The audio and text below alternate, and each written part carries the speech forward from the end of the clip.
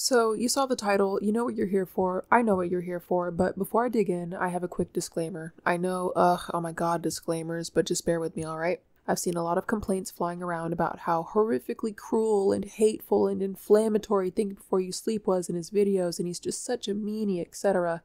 Listen, I'm a blunt person. I'm just going to be cut and dry about this. If you're the type that was too scared to watch Think Before You Sleep's very measured, very fair, and to be honest, very nice videos on this matter, you don't want to watch this. Okay, this isn't the content for you. Hell, this isn't the channel for you. I don't know. Maybe go check out Super Weenie Hut Juniors or something. Go watch some kitten ASMR. Okay, but also with that in mind, I'm not deliberately inflammatory or antagonistic, all right? I don't go out of my way to ruin people's day. You know, those people, oh, I'm just honest, bro. I just keep it real. But really, they're just socially stunted assholes that can't read the room. This isn't that. But at the same time, I'm nobody's hug box. I'm not your personal safe space, okay? I don't know you. I don't owe you comfort. I don't owe you mommy's hugs and kisses. I have tact, but ultimately I'm here to say what I have to say, and I'm not going to fake being something I'm not. I'm not a nice person. If you're still here, it's because you want to be. If you get your feelings hurt, that's on you. I gave you ample warning. I don't want to hear any crying in the comments, at least not in regards to my tone or how callous or vicious or whatever. If you're going to whine, let it be about something that you disagreed with, not because you think I'm a meanie weenie bobini, okay? Go take your chicky nuggies and your chalky milk and your emotional support vape somewhere else, all right? I already told you I'm mean. I hate disclaimers, but I feel like it's warranted here given the, audience involved. All right, enough yapping, on to the rest of the video. So, after Illymation's harassment campaign against a smaller YouTuber backfired stupendously and blew up in her face, like we told her it would, she's now hidden it from view and tried to bury it under an avalanche of reblogs on Tumblr, which I've archived and you can see here now on screen. Feel free to pause and read. It is an absolutely wild ride from start to finish. But I want to take a moment to say, I'm so sorry, Alyssa, that your disastrous attempt at fucking up somebody's life ruined your trip to Japan. I'm so sorry you're having to deal with the consequences of your actions. That's so sad, and nobody deserves to have to deal with that. Truly one of the tragedies of all time. Also, the nerve of you and your little goons to call this guy a creep. You know what's creepy, Alyssa? Sprinting to your child audience and manipulating and groveling to them for sympathy and support on the purgatory that is Tumblr. Like, okay, yes, I'm also one of the few that still has a Tumblr in this day and age. It's where I go to spurg out about art and fandom and weeb shit, okay? It's either I do it there or on a more public platform, and I don't think any of us wants that, alright? But what I'm trying to say is that I know personally that Tumblr is in this weird purgatory state of being a semi-obscure yet semi-public website. So essentially this chick is scheming, lurking in the shadows of Tumblr, having a little witch from Hansel and Gretel moment, like, come little children, come protect your favorite YouTuber's ego as I fatten you up. Scheming, literally scheming in the shadows to ruin this guy's life for daring to criticize you and give you sound advice for issues you were just complaining about. And then having the nerve to complain about how exhausted you are after, like, ugh, I'm just so tired, let me rest, let a girl rest. That's creepy. And the thing about it is, Tumblr is obscure enough that most people would have never known about her plotting this without that little birdie, the little whistleblower that emailed Think Before You Sleep and put the kibosh on this whole operation of hers. But Tumblr's also public enough to show that she felt comfortable enough to do this in front of at least someone. Also, just an aside, the part where Alyssa's friend tells her that Think Before You Sleep allegedly called her a, quote, ugly piece of shit, which he obviously never did, really felt like a Freudian slip. And this is just speculation, obviously, but I've seen a lot of people say the same, that it felt like this supposed friend had some backhanded shit to say and just used this as a vehicle to say it. And no, there's no source, bro. There's no evidence of this actually being the case, okay? It's just a general feeling people got, myself included, after reading that very weirdly aggressive and out of left field and out-of-pocket message from their friend. And especially, like, no one's talking about this part, especially if you're close enough with her that she trusts you to personally spoon-feed her pre-digested online content, then you have to be close enough to know she's extraordinarily sheltered and sensitive to the point of damn near delusion. It's just weird to set her up for failure like that by telling her something she evidently, as we've all just seen, couldn't handle.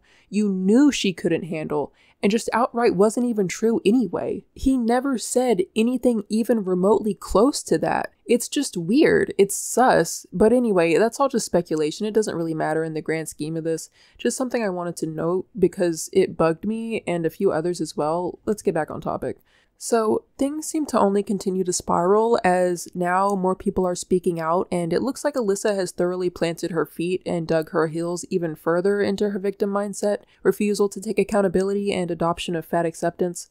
I don't know about you, but personally this was to be expected. Deeply ingrained worldviews generally aren't flipped overnight, and the reaction to burrow further into one's coping mechanisms and what's familiar is pretty typical, especially in situations like this. But anyways, I wanted to throw in my 2 cents because personally, even though I'm not a fan, as seems to be the case with a good chunk of people defending Think Before You Sleep, I'm still pretty irritated with this. Okay, I'm extremely irritated with this entire situation because behavior like this has been one of the single largest influences that has prevented me, and I know many others, from pursuing content creation for the better half of a decade now. But it also was the perfect firestorm to help me realize something very important. These people that act like this, these people that advocate for cancel culture, censorship, and ironically, the destruction of self-expression in any way that isn't approved by them, they can't even control themselves. Girl can't even control her weight, what she puts on her plate, or what she stuffs in her face, so who is she and who are they to try and control me or anybody else? There's actually an explanation for this, and it kind of segues into my next point, so. Encouraging mediocrity under the guise of self-care. Be you. You're a member of the radical chic. You're weak, incompetent, mediocre, and/or are pushing a narrative that it's okay to be weak, incompetent, and mediocre because you can afford to. These are what we call luxury beliefs. The term was coined by writer and social commentator Rob Henderson. For those of you listening, a luxury belief is an idea or opinion that confers status on the upper class at little cost, while often inflicting costs on the lower class. The term is often associated with the phenomena where privileged individuals, often disconnected from the lived experiences of impoverished and marginalized people, I know that's a lot of buzzwords, just bear with me, hold political and social beliefs that signal their elite status, yet impose consequences on those with the least influence. They're often adopted by the radical chic and their victims. Luxury beliefs can present themselves in a variety of ways. It can look like a group of condescending celebrities singing a song about living in La La Land, coming together, and imagination during a global lockdown while being able to take a year off from working, quarantined on their multi-million-dollar properties.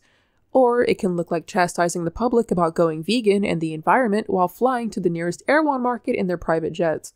Or it can look like your favorite uwu tuber telling you it's a-okay to give up on yourself, your goals, and that food is food, all in the wake of countless fat influencer deaths. Just because I'm fat, that doesn't invalidate the things that I say. She died. You ready to get supersized? She died too. Today I got the big Fruit Loop. He's dead. Join me on my fat positive radio show, which didn't last long because she died. Great timing, by the way. Because, well, uwu. And come on, you gave it your best shot, kinda. And besides, it's comfy down here. No need to get back up. This insidious attempt at gaining brownie points and favor from the masses at the expense of said masses often manifests itself as anti-self-improvement and anti-discomfort under the guise of self-care and self-love when it couldn't be further from. So yeah, don't get back up. Accept failure, not as a temporary obstacle, not as a life lesson, but as a loving friend, a comforting whisper as you throw yourself contentedly into the void. You might not have a support system to help you back up once you hit the bottom, but don't worry, your favorite YouTuber does, and they're giving you the green light, so go ahead, jump, but don't forget to stay hydrated, bestie. Uwu. Colonialism. Speaking of marginalized people being used as a means to an end, at one point Alyssa says this. It's called diet culture. According to self.com, diet culture is an entire belief system that associates food with morality and thinness with goodness. And it's rooted in the very colonial belief that every individual has full control and responsibility over their health. Well, I looked a little further into that article she cited because it sounded eerily similar to the misinformation touted in the book Fearing the Black Body by Sabrina Strings, then well shit, would you look at that. SamAtEverySize has made a wonderful 4-part series breaking down and debunking this book with incredible detail and insight, which I will leave a link to in the description below. And since credentials seem to be of such concern for Alyssa and her friends, might I add that Sam here has a bachelor's degree in history, I spent 4 years learning how to research and read primary source documents, as well as historical theses and historiographies. I focused my studies in my 4 years on American slavery and genocide because I was very interested in how the human brain works, how they are defined within the confines of history, and how we teach these concepts to kids in grade school. So there you go. Credentials fallacy neutralized. You're now free to try and come up with a different half-assed excuse to discredit your opponent. Good luck. Oh, but let me not forget the obligatory brownie points and head pats for our human rights warrior here. You're such an ally. Thank you so much, Alyssa, my white savior. Yes, thank you for this wonderful contribution of trying to shoehorn in your inability to put down the Taco Bell and McDonald's into Black history. What a hero. And you want to talk about credentials? Where are your credentials at to be speaking on this? Oh, what, because you used some disingenuous Hotep grifter as your literally professional source? Get the fuck out of here. And since y'all love to play Oppression Olympics, I'll be straight up and say it. The imagery of this crybully two-faced white girl using Black people, the Black American slave trade, and Black history overall as a way to justify her gluttony and impotence is just so disgusting. Especially if you're also Black and you're watching this, you know what I'm talking about. It's giving Get Out. Is it not? Look at the situation and tell me it's not giving Get Out. It is so slimy and manipulative. And look, I'm not trying to make it about race. She brought it up first. I'm about to speak on this because it's fucked up. The history of white people like this using Black people as a scapegoat for everything and finding grifters to essentially do their bidding for them and aid in manipulating the Black community for their personal benefit literally goes all the way back to the very beginnings of the slave trade itself. Because obviously it's easier to manipulate a group of people if you use one of their own to do it.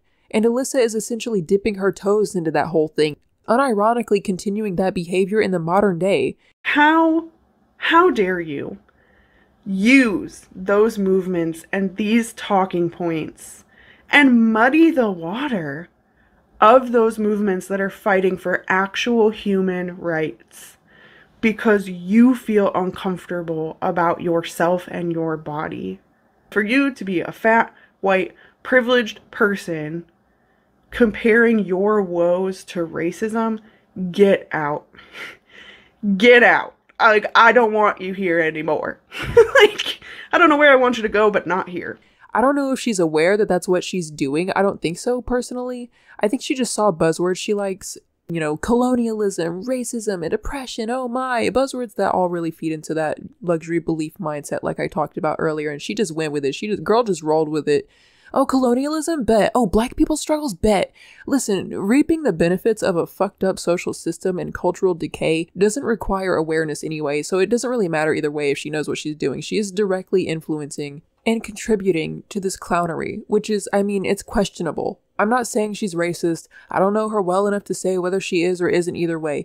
Well, you're implying it. I'm not implying anything. Can we please have some nuance? Can we have an iota of nuance, please? The act of antagonizing and stepping on the back of Black history to try and elevate and moralize a movement of hedonism and anti-intellectualism is, I mean, it's an absolutely scummy thing to do. You're tap dancing on the edge there. Can we at least acknowledge that? No one else has spoken on this specific part of her video. I don't know why. Maybe because they don't feel comfortable to. That's a can of worms they don't even want to get near with a 50-foot pole. You know, adpocalypse is out here. It's real. Race relations being what they are these days. I don't know. Maybe they feel like they don't have the right to speak on it. I don't know. But since credentials are apparently so important, I feel now is the time to mention, if no one picked it up by now, that I'm multiracial, mostly Black. The delicate art of code switching is literally in my blood, so anyone who has a problem with me speaking on taking issue with both the horrible implications of conflating Blackness or race in general with laziness and obesity, I mean, hello, are you serious? We've basically come full circle. And glorifying books like Fearing the Black Body, you can go ahead and have a seat. Thanks. So, given my cultural and racial background, I do feel comfortable and do have every right to speak on it for any extremist that wants to claim that I don't. So I'll be the one to say it for those that don't feel comfortable to, or just simply didn't think about it because they don't see things from that lens. Conflating and intertwining fatness, self-neglect, laziness, and a lack of willpower or self-control with Blackness, or any race of people for that matter, especially by an American white girl born and raised in the damn South, is fucking disgusting at best and sus as fuck at worst. Editing Omni coming in here real quick to say, I just want to make one thing very clear. It's not okay when Alyssa says it. It wasn't okay when Sabrina String said it. It's not okay when anybody says it, because it's a shitty, dog dookie, skibbity toilet take from a shitty, dog dookie, skibbity toilet grift. Okay, it's not okay when anybody spreads misinformation. I just don't want people coming in here saying, oh, well, it's okay if this such and such says it, but it's not okay if white girl from the South says it. It's not okay when anybody spreads misinformation. I just wanted to come in here and make that abundantly clear. Back to the video. And the fact that you're doing it to try and justify stuffing your face is abhorrent. Well, black people are fat.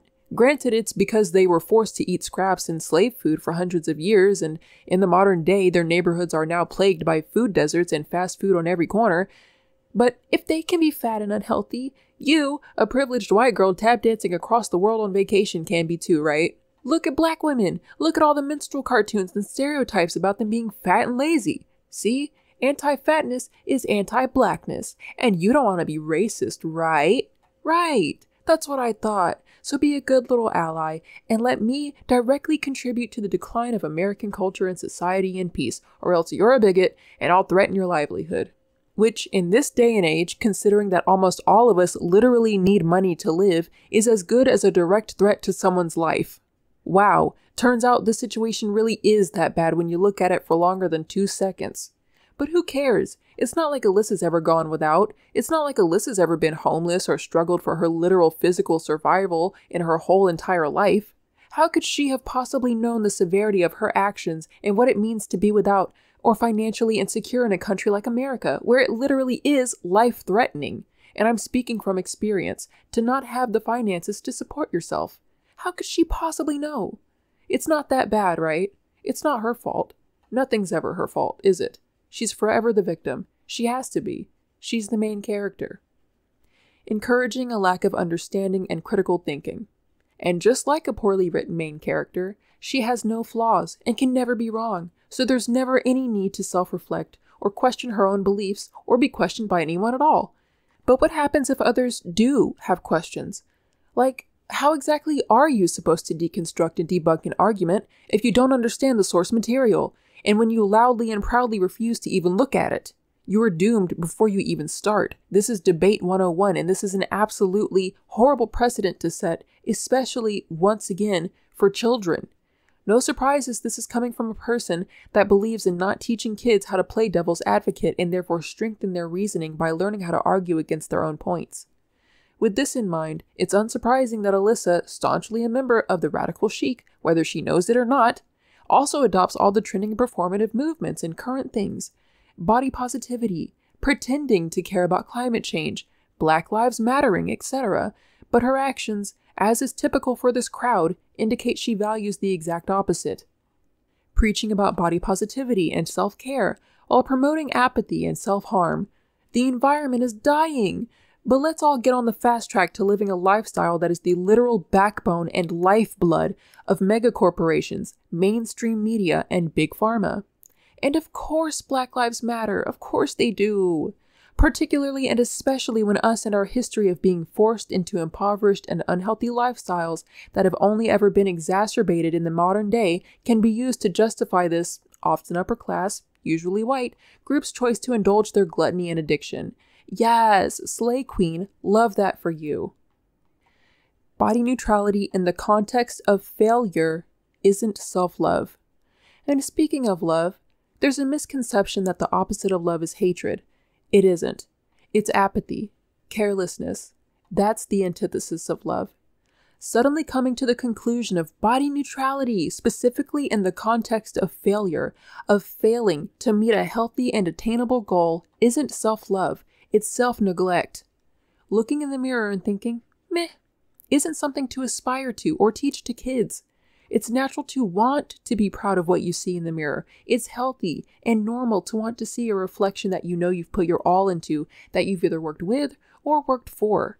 A body that shows resilience in the face of adversity, strength in the face of despair. A body that reflects that even when you've fallen down, you've gotten back up.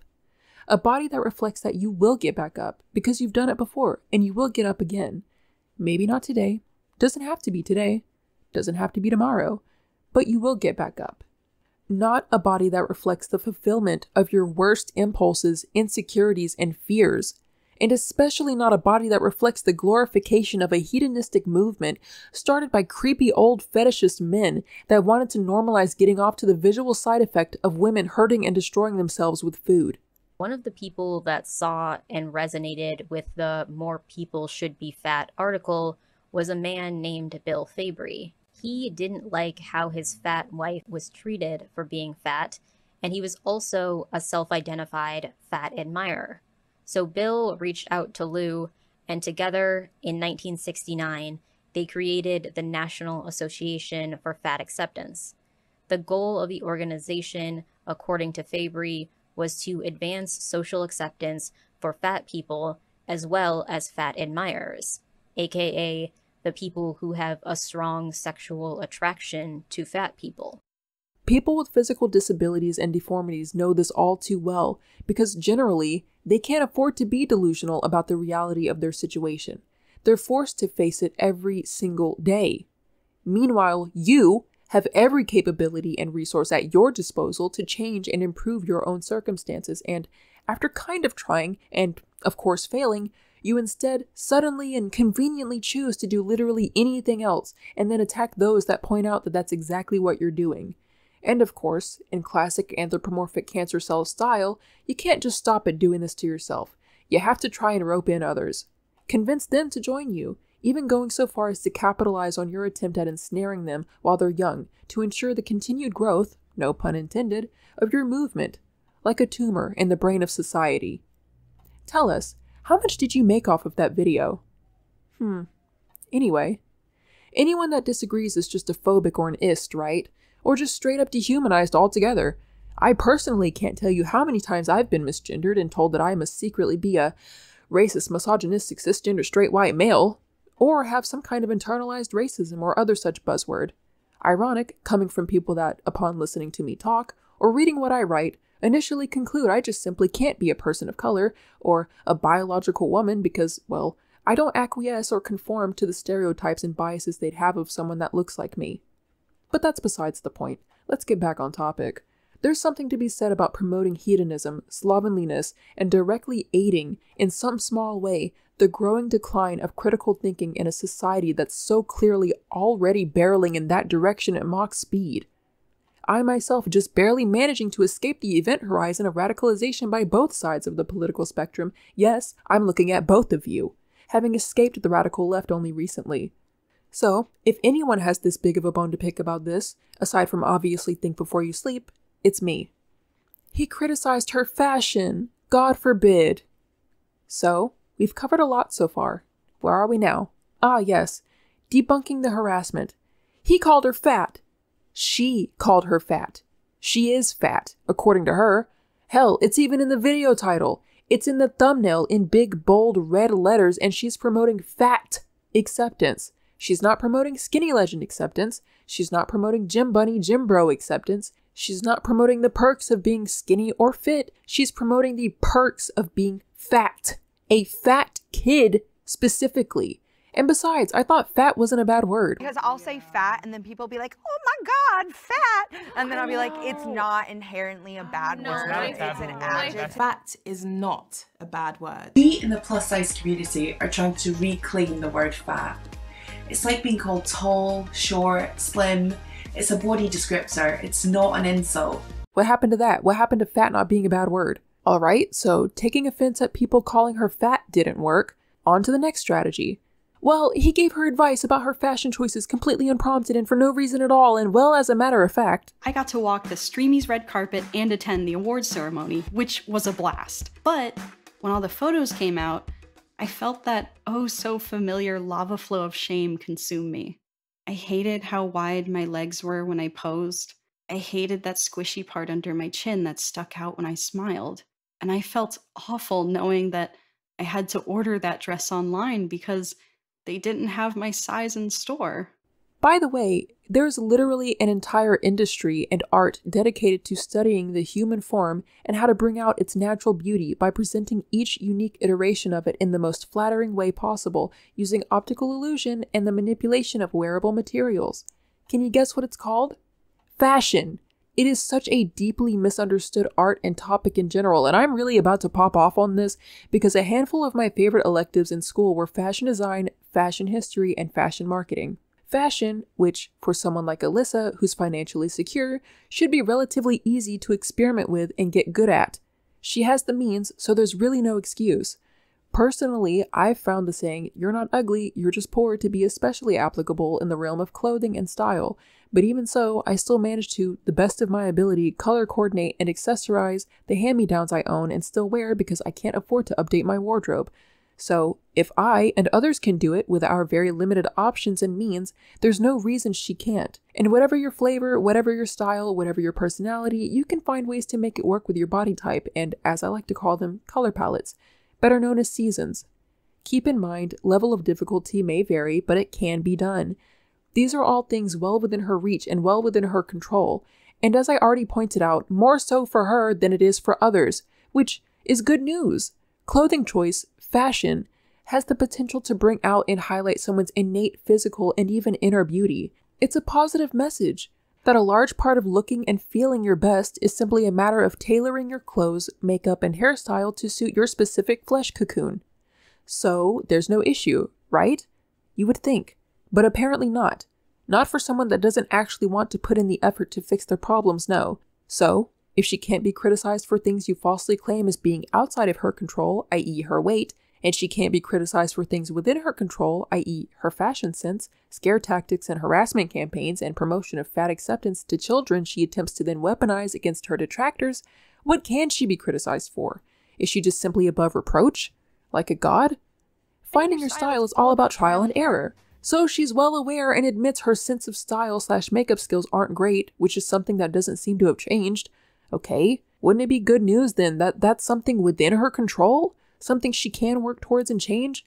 In her middle school fashion video, she says, "Wear what makes you feel good." I agree, but I'll tweak this a little to say, wear what makes you both feel and look good. But let's just start at wear what makes you feel good. Sure, okay, fine. That's a pretty positive message too, or at least it was until she went on to describe how this dress didn't make her feel good because it showed off everything she's insecure about, and by extension making her feel bad, because she looks bad, which she, again, openly acknowledges and understands. This is the art and heart of fashion. So someone gives her advice on what type of dress could make her feel better by looking better and highlighting her best features. They offer her a better option, something which is well within her control. But they're the asshole, and also don't deserve to make a living anymore. And she's going to weaponize her majority child audience in an attempt to make that happen. No, I won't stop harping on that. Acting as if she's this helpless innocent that's being viciously attacked, when in reality, she's the one sneakily punching down at a smaller creator who is vocally against brigading and harassment. As I always say, feel free to look at the source material for reference, but if I make a video about another YouTuber, leave them alone. Brigading other YouTubers because someone made a video about them is disgusting behavior, and the people who promote such behavior are bad people. And while Think Before You Sleep's following is nothing to sneeze at, she's sitting at a comfortably hefty 2+ mil. She's acting like she's this small, helpless powder puff, but she's promoting self-harm and reckless abandon of self-restraint and literally inciting a harassment campaign against a smaller creator while also trying to elicit the help of YouTube Corp to do it. Can you imagine going to a company and asking them directly to help you break their terms of service? Can you imagine, let me put this in another way. Can you imagine walking up to a police officer and being like, hey bro, can you help me kill this guy? Like, have you lost your fucking mind? Have you lost your mind? I feel like the conversation was something like, no, I can't do that. But what I can do is pretend like you didn't just walk up to me and ask me that question. That's about the best I can do for you. Like, who do you think you are, Sniper Wolf? Like, yeah, okay, you've got your 2 mil, sure. But we all saw what they did to PewDiePie. Of all people, for God's sake, he had a whole show going on everything. You think they're gonna pull out the stops for you? Have you lost your mind? Nobody at YouTube headquarters is about to risk their job to help you nix this guy. Do you know how cushy of a job Google is? You think they're gonna risk it all for you? In this economy, especially when so many of them just moved to Austin, they've got down payments and deposits to pay for. They don't have time for you and your nonsense. Are you kidding me? Of course they were unhelpful. I wouldn't help you either. YouTube is not in your back pocket like that. Like, you and your Tumblr don't run these YouTube streets, I'm sorry to say. The universe is only serving Uno reverse cards today, I'm sorry. And then you incriminated yourself by documenting it in not one but 2 social media posts. Like, low-key humble bragging about it too. Like, ugh, let a girl rest. Ma'am. Miss Ma'am. And I don't want to hear anything about, oh, it was just a lapse in judgment. These are not lapses in judgment. These are repeated patterns of behavior. This is her modus operandi. This is her personality, okay? It's how she navigates the world. She chose to traverse this situation in this way and has stayed on this course throughout the duration of it. This isn't a lapse in judgment. It's who she is. And the word choice of these posts in her videos, it's always seeing herself as the victim, even in the midst of attacking somebody, complaining about, oh, let me rest, as she's actively punching down at somebody, and Harding comments twisting the narrative by saying, oh, she's not punching down. Think Before You Sleep is just using her for clout. How narcissistic. Still seeing herself as the victim in the midst of victimizing somebody else. That's the lens through which she sees reality, the world. That is a character trait, not a lapse in judgment. And you can tell she was so excited, like she really thought she had it in the bag, sitting there reveling in it. Oh, I'm just so exhausted. Let me rest. Such a hard day's work destroying lives. And the whole of the internet grabbed a fly swatter and was like, sit down. No, you're not. No, not today. I feel almost like you could see the gears turning in her head, like, oh, I'll just make another slop content farm video about how yet again I'm the unwitting victim of such and such, and you can be a victim just like me, and we're all in this victimhood together, guys. I relate to you, random little kid and random adult with the maturity of a little kid that I don't know. I relate to you on a personal level. I remember what it was like to not know which shoe to put on which foot. I remember what it was like to not be able to say my ABCs correctly. You can relate to me, so obviously that means you can trust me. Give me your money. Like, she really thought this was just going to be another run-of-the-mill video where she trauma bonds with her audience, and then she's just going to tap dance over to Japan and have a grand old time, and everything's going to be fine. And the whole thing just went so sideways. You really think these kids and these adults who think just like you, who you've encouraged and indoctrinated into mediocrity, or at least aided in doing so, into being cowardly crybabies who neglect themselves, who can't even argue against their own points because you teach them not to do that? You think these people are magically going to ride in, sword and shield in hand, to protect you? I mean, come on. Even the small handful of adults in your audience aren't going to protect you. They're too busy eating each other's shit in their echo chamber on Reddit. They're not brave enough to come on here and defend you. You exist in and have curated a cult of cowards, and you magically expect a single one of them to step up and protect you. How? How? Where? You wouldn't even help you in this situation, Alyssa. You would stand by in the corner and watch the fireworks, just like all these other YouTubers and influencers you bragged to your boyfriend about rubbing elbows with, who are now sitting by in silence watching you drown in the consequences of your own actions. Baby girl, you voted for the leopards eating faces party, and now the leopards are eating your face. This is what happens when you are a snake slithering around with other snakes, whose entire existence and paycheck subsists and depends on the backs of little kids and parading as protectors and knights for marginalized people. And this is exactly why I don't rub elbows with anybody. I don't roll with anybody. I stay in my lane by myself, and I operate like nobody's coming to save my black ass if shit goes sideways. Because all these people, Hassan and all the rest that you bragged about being buddy-buddy with, have left your ass in the rain to rust.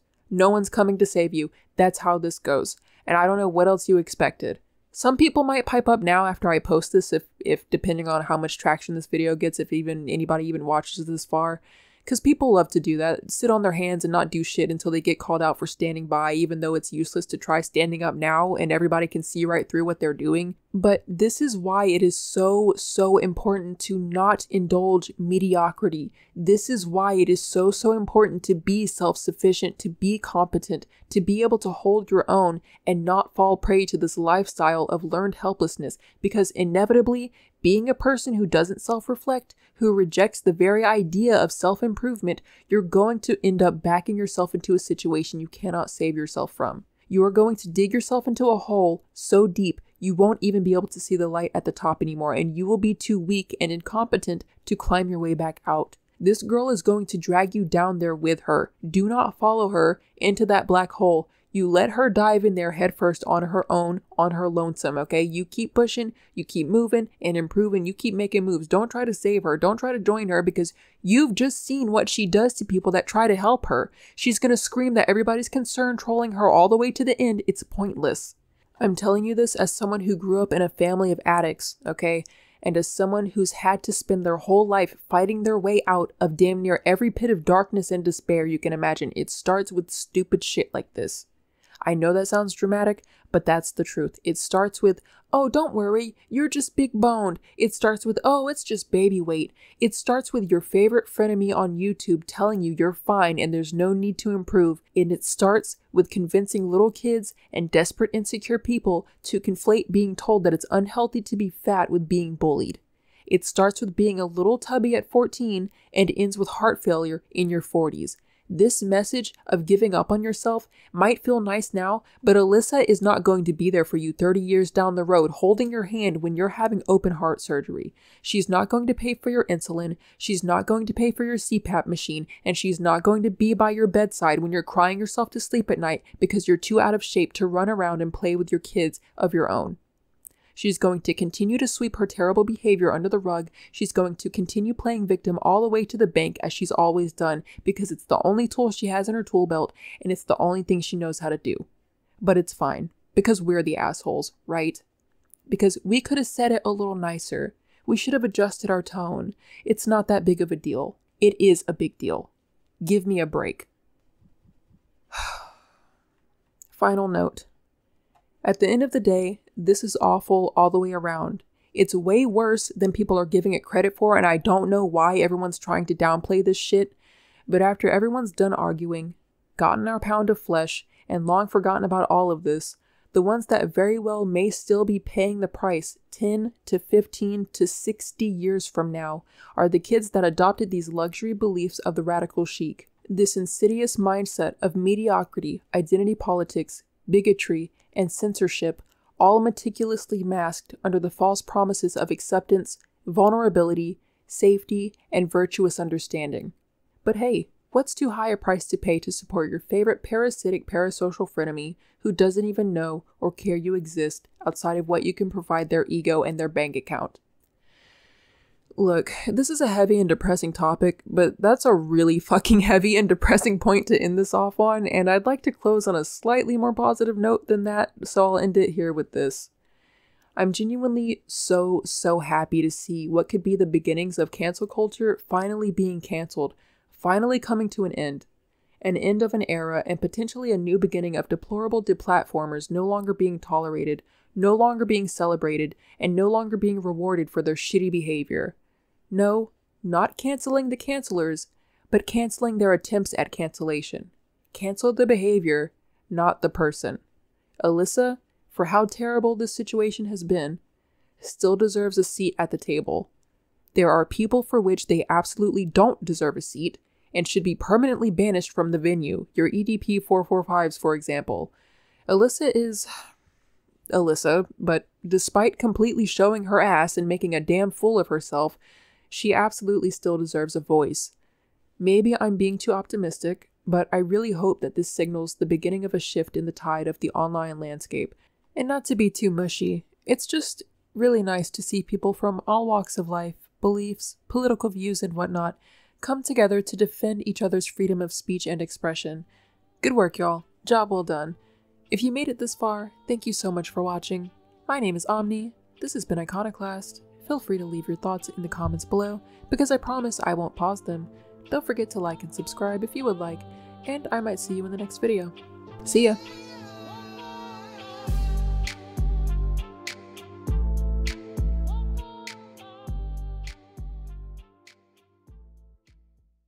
Maybe you should stay away from them. It's unhealthy for you to be around unenlightened people anyway. Stop wasting time with non-believers. Encourage dependency and conformity, and discourage autonomy and individuality. The whole purpose must be the focus. The self-purpose must be subordinated. The whole purpose must be the focus. The self-purpose must be subordinated. Tighten your group's bond by establishing scapegoats and enemies.